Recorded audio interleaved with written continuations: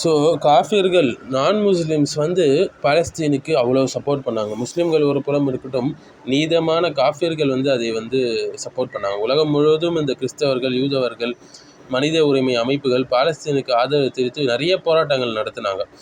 முக்கிய அமைப்புகள் பார்த்திங்கன்னா Jewish voice for peace USA, இது ஜியோனிசத்தை எதிர்ப்பதோடு இஸ்ரேலுடைய கைப்பற்றலையும் குற்றம் என சொன்ன யூத அமைப்பு. இது இன்டர்நேஷ்னல் சாலிடரி மூமெண்ட் ISM என்று சொல்லுவாங்க.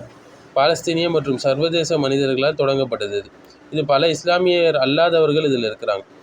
அடுத்தது அறிவியல் மற்றும் இலக்கிய ஆதரவு கொடுத்தவங்களில் யாருன்னு பார்த்தீங்கன்னா ப்ராமினெண்ட்டாக நாம் காம்ஸ்கி என்பவர், யூத அமெரிக்க அறிஞர். இவர் இஸ்ரேலின் கொள்கைகளை கடுமையாக விமர்சிக்கிறார். இலான் பாப்பி, இவங்க இஸ்ரேலிய வரலாற்று ஆசிரியர். 1948ஆம் ஆண்டு நடந்த நெருக்கடி மற்றும் குடியுரிமை இழப்பை வெளிப்படுத்தினார். எட்வர்ட் சைடு ரொம்ப ஃபேமஸான புக் எழுதினவங்க. இவர் ஒரு கிறிஸ்தவ பாலஸ்தீனியர். பாலஸ்தீனிய உரிமைகள் குறித்து உலக அளவில் அறிவுறுத்தியவர். மேலும் மனிதநேய மற்றும் நிதி உதவிகள் பார்த்திங்கன்னா இஸ்லாமியர்கள் அல்லாத NGOக்கள் ஆக்ஸ்ஃபேம் ஆகட்டும், சேவ் த சில்ட்ரன் ஆகட்டும், UNRW ஆகட்டும், உணவு, சிகிச்சை, கல்வி உள்ளிட்ட உதவிகளை வாரி வழங்கினாங்க. கிறிஸ்தவ அமைப்புகள் கேரிட்டாஸ் இன்டர்நேஷ்னல் போன்றவைகளும் உதவுனாங்க.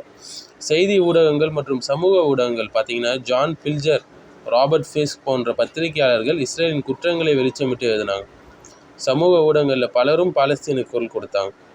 அரசியல் ஆதரவு பார்த்திங்கன்னா நெல்சன் மண்டேலாவே சொல்லியிருக்காரு, பாலஸ்தீனியர்கள் விடுதலை அடையும் வரை நாங்கள் முழுமையாக சுதந்திரத்தை அனுபவிக்க முடியாது என்று.